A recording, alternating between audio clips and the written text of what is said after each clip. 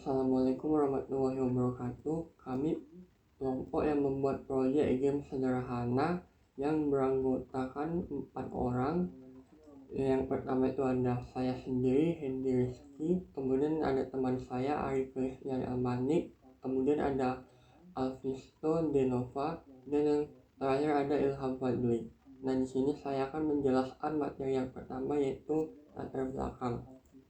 Nah, di latar belakang, dengan membuat game RPG sederhana, kami dapat memahami bagaimana struktur OOP atau Object Oriented Programmer diterapkan secara praktis, sekaligus mengasah kemampuan berpikir logis dan sistematis. Selain itu, proyek ini juga mendorong kreativitas dalam merancang alur permainan dan interaksi antar objek di dalam game. Oleh karena itu, pembuatan game RPG sederhana ini dilakukan tidak hanya sebagai sarana pembelajaran konsep dasar pengembangan, tetapi juga sebagai implementasi nyata dari prinsip-prinsip Object Oriented Programmer yang efektif dan efisien. Nah, materi yang kedua ada pengenalan proyek. Nah, di proyek yang kami buat ini merupakan sebuah game pertarungan sederhana berbasis teks yang dikembangkan menggunakan bahasa pemrograman Java. Game ini dirancang untuk memberikan pengalaman interaktif kepada pemain dengan cara memilih karakter dan bertarung melawan musuh di arena pertarungan. Pemain memulai dari menu awal, kemudian memilih satu dari 3 karakter yang tersedia, dan setelah konfirmasi masuk ke arena pertarungan. Dalam arena, pemain memiliki 3 pilihan aksi, yaitu menyerang untuk mengurangi darah musuh, menyembuhkan diri jika darah berkurang, atau kabur untuk kembali ke menu awal. Pertarungan berlangsung secara bergantian hingga darah salah satu pihak habis. Jika darah musuh habis, pemain dinyatakan menang, sedangkan jika pemain habis, pemain kalah. Nah, berikutnya akan dijelaskan oleh teman saya.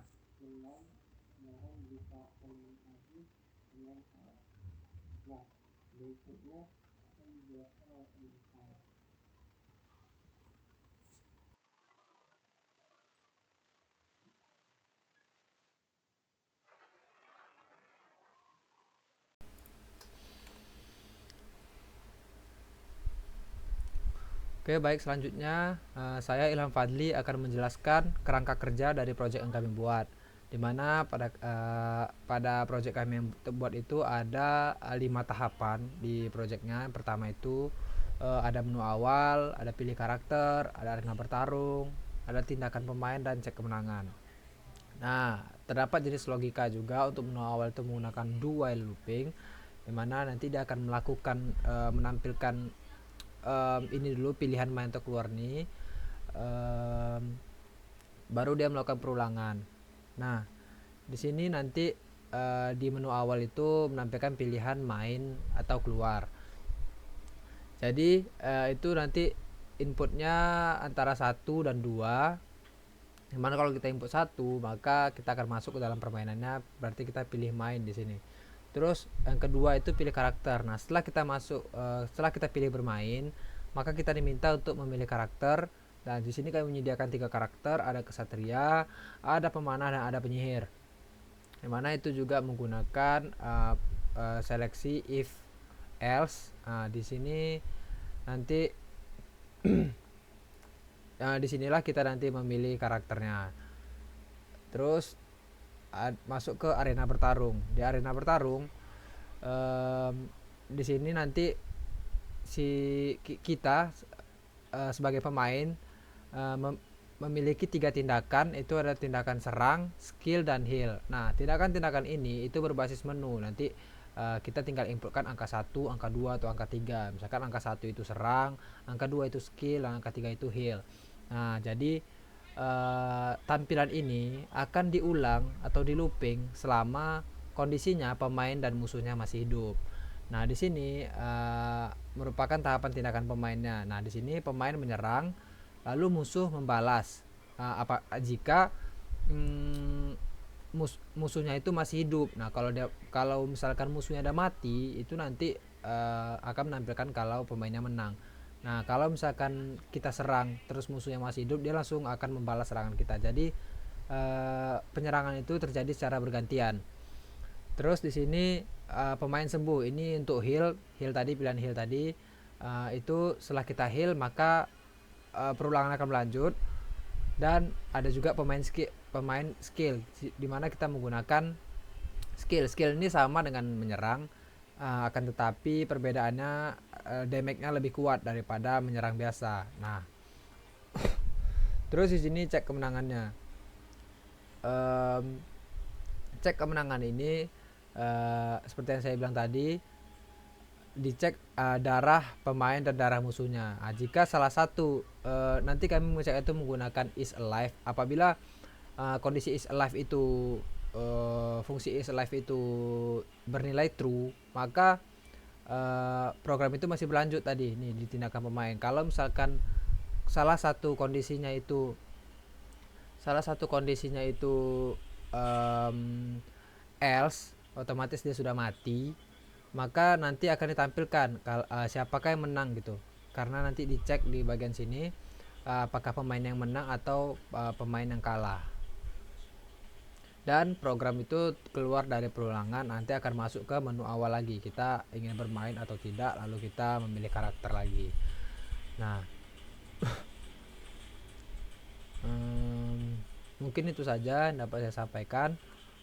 Selanjutnya akan disampaikan mengenai UML akan disampaikan oleh Alvisto. Baiklah, di sini kita langsung masuk saja ke UML-nya. Yang pertama, di sini ada superclass-nya yaitu karakter. Lalu ada dua subclass-nya yaitu si player dan si enemy. Nah, di sini si superclass-nya si karakter memiliki atribut string nama, integernya HP, lalu integernya tag. Lalu ada untuk metodenya is alive yang menggunakan boolean. Nah, di sini string nama lalu integer HP, integer attack nih nantinya diturunkan kepada si subclassnya ini, si player dan si enemy. Nah, lalu untuk metodenya eh, ini nih untuk menandakan kalau misalnya si informasi lah, kalau misalnya si player nih ataupun si enemy ini masih hidup atau tidak. Nah, lalu eh, turun ke subclassnya. Yang pertama ada player. Nah, untuk atribut sendiri, player nih ada ID player,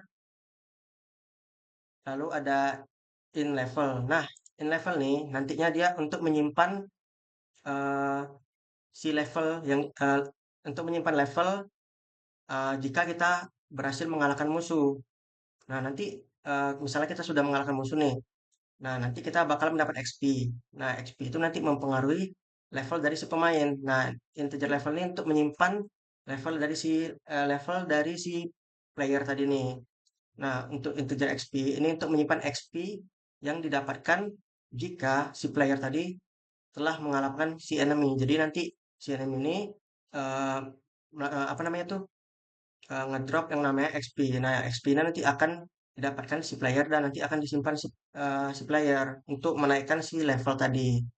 Nah, integer gold di sini untuk menyimpan gold yang didapat dari si enemy tadi. Jika kita sudah mengalahkan si enemy, jika si enemy misalnya dia ngedrop 20 gold. Nah, nanti si player akan menerima gold tersebut dan akan menyimpannya nanti. Nah, untuk metodenya sendiri, metode dari subclass si player nih ada level up. Nah, level up nih nanti eh, didapatkan jika si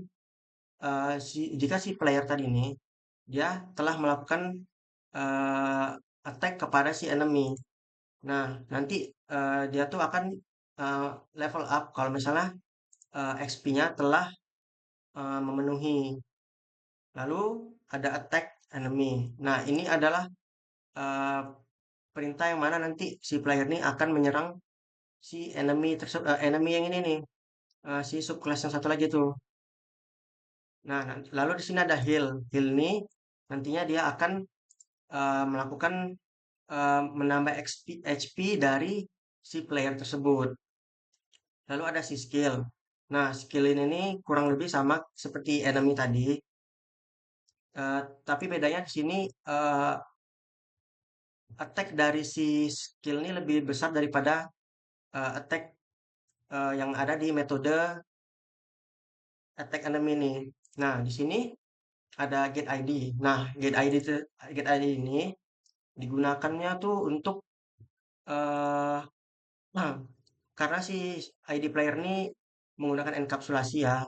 Jadi dia private. Jadi eh, dia menggunakan get ID player untuk menampilkan si ID player ini karena dia dienkapsulasi jadi dia private. Nah, lalu si enemy untuk subclass enemy di sini ada ID enemy, drop XP dan drop gold. Nah, ini adalah eh, atribut yang disimpan oleh si enemy. Nah, nanti di metodenya attack player nih merupakan umpan balik jika si player telah melakukan attack ataupun melakukan skill ke enemy ini. Jadi dia akan melakukan attack ke si subclass player ya player ini. Nah, untuk drop gold dan drop XP ini nantinya si enemy ini nanti akan eh, ngedrop gold dan XP yang nantinya akan didapatkan oleh si player. Jadi nanti jika si enemy tersebut HP-nya sudah kecil dari nol atau sama dengan nol, nantinya dia akan langsung ngedrop si gold dan XP yang nantinya akan didapatkan oleh si player ini. Nah, untuk get ID enemy ini dia tuh karena dia menggunakan enkapsulasi otomatis private, jadinya kita menggunakan get ID enemy tersebut. Mungkin langsung saja lanjut ke kode programnya yang akan dijelaskan oleh Ari.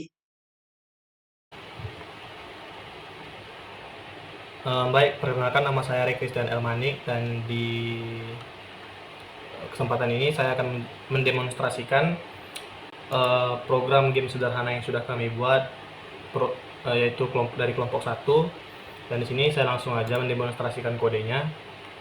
Nah, bisa kita lihat ketika program ini dijalankan, maka kita akan diberikan dua pilihan. Yang pertama itu mulai permainan atau keluar.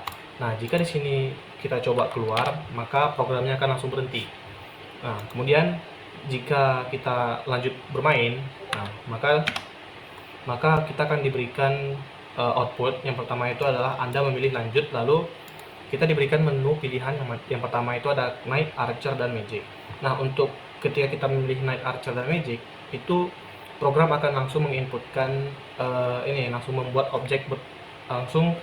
membuat objek baru, atau di sini mengupdate nilai dari objek, di mana objeknya ini objek P1, dan P1 itu sudah didefinisikan sebagai 0 di sini.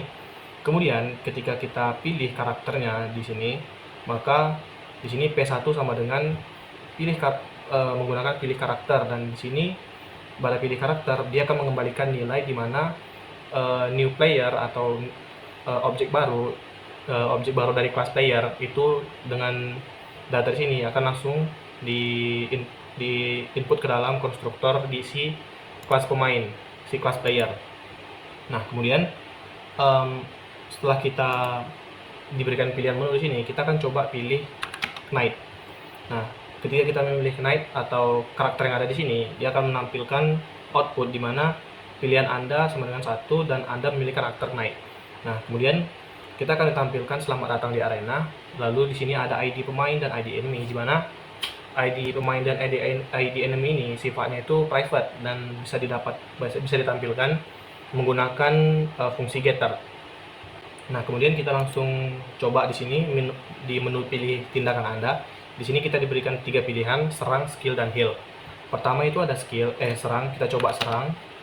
Nah, ketika kita serang, maka kita akan memberikan bisa dibilang sedikit damage yang sedikit. Nah, di sini bisa kita lihat hanya 50. Awalnya darah si musuh ini ada 1000. Dan bisa kita lihat di sini ada 1000 dan kita coba serang sekali lagi.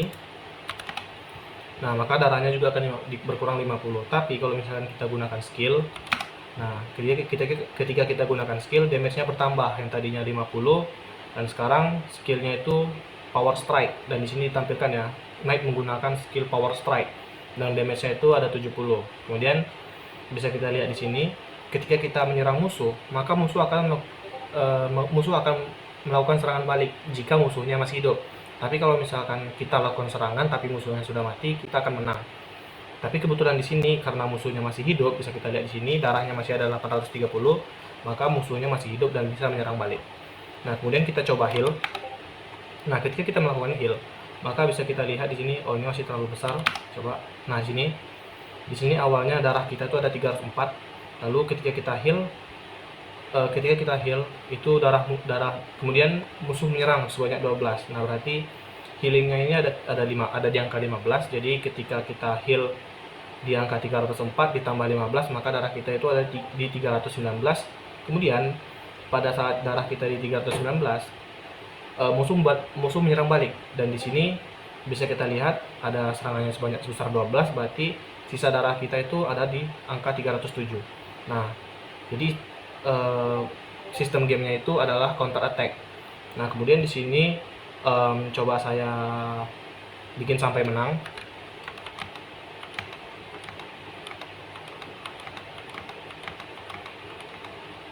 Oh, ini mungkin kalah.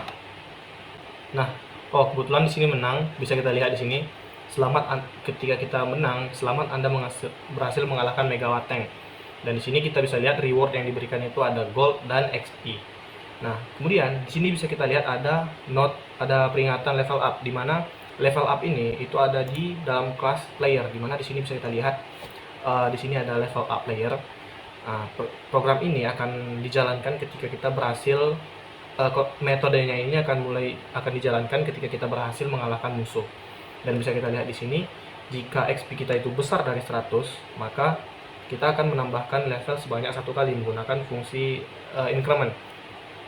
Dan kemudian bisa kita lihat juga di sini ada program loop the while, di mana the while ini akan melakukan perulangan sekali lagi ketika misalnya XP-nya ini dapat di angka 200 lebih. Nah, jadi ketika XP-nya itu 200 lebih, anggaplah 250, maka program akan menjalankan perulangan sebanyak 2 kali untuk menambahkan level. Lalu pada perulangan ketiga, dia akan mengecek apakah 50 lebih besar daripada 100.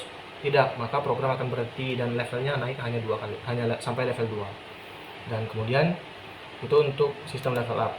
Nah, di sini ketika kita berhasil mengalahkan musuh atau ketika kita selesai atau kita kalah dari musuh, kita akan diberikan 2 pilihan. Yang pertama, pilihan menu kita akan kembali ke menu utama. Nah, kemudian kita akan coba sampai kita itu kalah dari musuhnya. Nah, di sini kita akan pilih mulai main. Nah, kita akan coba kalah.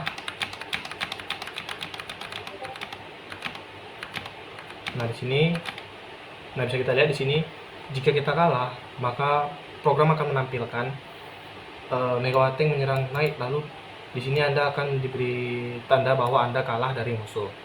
Nah, mungkin program dari game RPG sederhana berbasis menu ini hanya sampai segini. Dan saya Christian, jika saya ada salah kata atau penyampaian saya kurang jelas atau terlalu cepat, saya mohon maaf. Dan saya Christian, terima kasih.